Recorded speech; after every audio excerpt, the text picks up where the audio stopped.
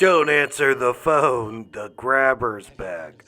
I mean, he's not back. He's still dead, but now he figured out how to get Freddy Krueger dream powers. And the whole premise is that he killed these three kids that are haunting the sister now. And they're like under ice, like making signals or some shit. So we saw them alive and they're ghosts pretty much. So I guess you gotta count them as being dead. So you get like a ghost reveal. That's like a body reveal, right?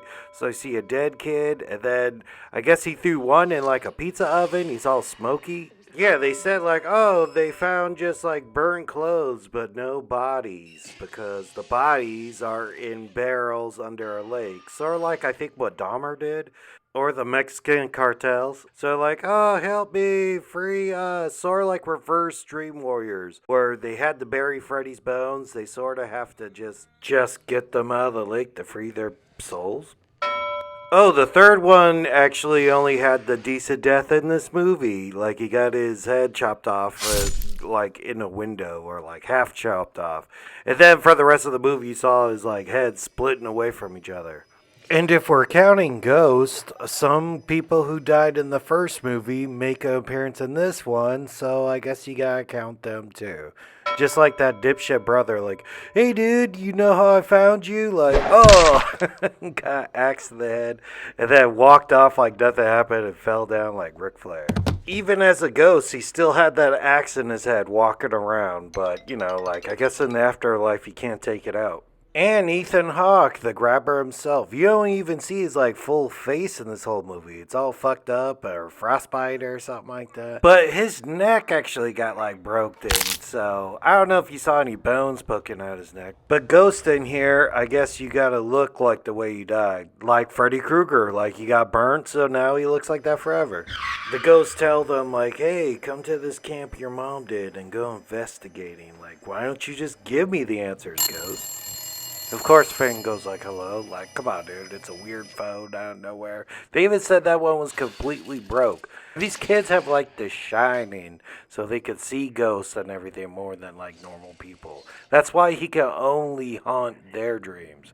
Or Finn is, like, grown up and tough now, like, where the fuck you at? Like, oh, shit. But that's exactly the boys that Grabber goes after. He got into, like, a lot of school fights, and he's like, oh, they were giving me shit.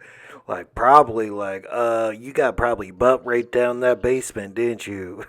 You know? Guess you gotta fight somebody over that. Yeah, we don't even see Ethan Hawke for a long time, and he's wearing, like, the Frozen Max, and now he's invading her dreams. Because he blames Finn for killing his brother, even though he did it. He's like, dude, you forced me to kill my brother, so I'm gonna hunt down and kill your sister. So just plain out revenge. Or she led the police to his house, but he was already dead by then. Then everybody comes into the room like, oh man, I guess she's like crazy sleepwalking until he starts throwing her around the room and she's flying through the air like Tina did in Nightmare on Elm Street Part 1. They eventually wake her up from that dream, and then she falls asleep again, dude. She can't stay up more than one day if you know a killer's coming after you.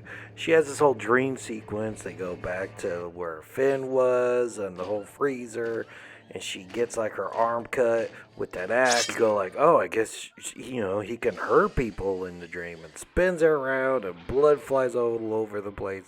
But that's all it is, just one cut on her arm. She didn't die or anything. He just put her through like a quick spin cycle. She ended up being okay. But she actually woke up again, and then they went, hey, we gotta get those bodies under the lake. And then she fell asleep again. That's 3 times. Damn, girl, drink some coffee. Do some math if you might fall asleep and then die. And then the grabber actually goes like, hey, man, I actually killed your mom. You think she hung herself. Surprise, it was me. Then we get another revelation, like, this fool ice skates. Like, and if he chops the ground in the dream, people could fall through the ice. I don't know if it's like figure skating, sort of, or is it like hockey ice skating? I don't know. He's just going around trying to play defense. Like, you better not get those kids out that lake. The souls give me power. Like Freddy Krueger, too. And they got the barrels out with the skeletons in there, and then they sort of beat him up like Invisible Man style, and threw him in the lake and defeated him. A lot of people live, dude. They introduced so many characters that just nothing happened to him. You go like, what the hell, dude? Can he kill people in the dreams or not? Apparently not.